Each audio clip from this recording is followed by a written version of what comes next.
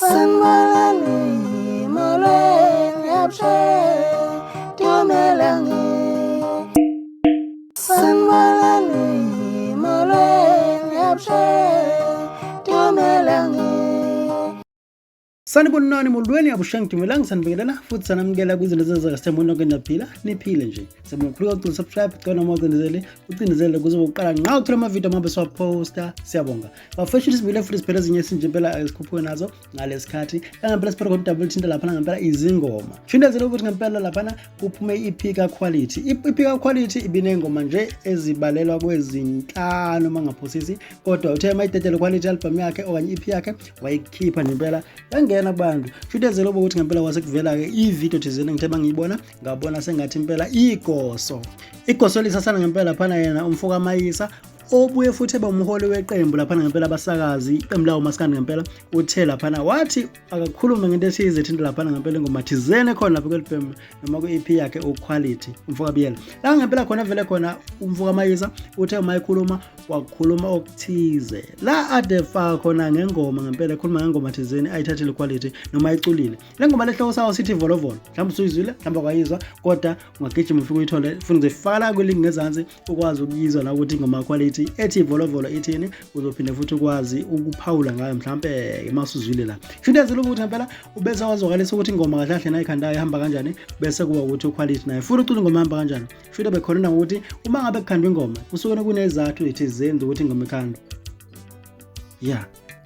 namagama athize futhi asuke ekhulunywa ngoba kusuke kunesigama esenzekile ngokuthi kufake lawo magama lawo ukuthi ngempela ke ubese zokalisa ukuthi amagama athize kumele bezama ukwagodla abaculi mama becula ingoma bethathe kubona njengeYezisasane ngempela njengoba umholi weqembu lengoma igoso lengoma hlahle iYezisasane futhi iqembu lengoma lali phansi olondi ubese wathi ngempela akaphawule ngakho la khulume khona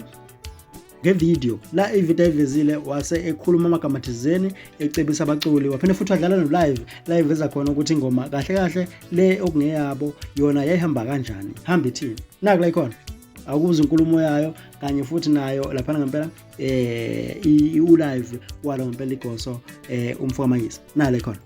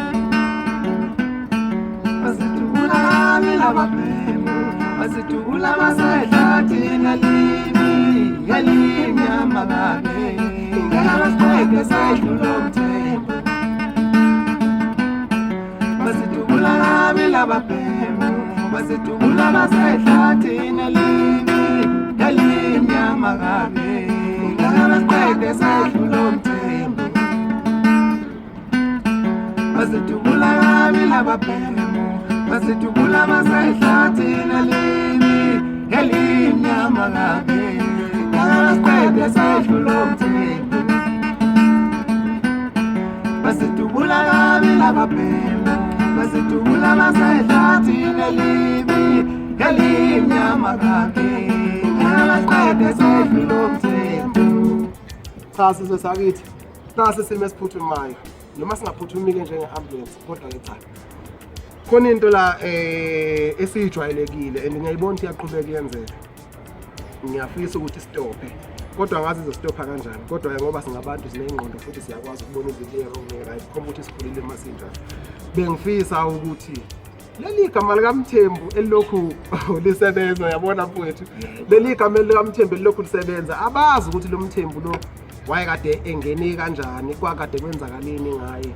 isifiso sambe ukuthi abantu ngoba kukhomba ukuthi noma bengasithandi thina kodwa bayayithanda ingqondo zethu so uma uthanda ingqondo yomuntu sokuthanda noqobo kulungile ke ngoba niyakufihla lokho asinankinga nakho kodwa ekugcineni ngicabanga ukuthi abantu bazokubona okuyikho ngicela ukuthi eligama likaMthembu leli ngoba bayathanda ukulisebenzisa bethu uhoqisa abathi ulihoqisa mfowethu yabo futhi ingqondo besebenzisa olunye uhlanga yeah exactly mfowethu ngoba uyabona besebenzisa esinye isibongo ke mangabe ukuthi umuntu uthokozile ngaloo ndlela akathokoze ngayo ngoba phela ngeke sikushintshe lokho kubantu abantu bayasithanda siyazi ngabantu babantu exactly mfowethu so siyazi ukuthi anisithandi thina nithanda umqondo wethu kodwa ke ngelinye ilanga siyethemba ukuthi enikushoyo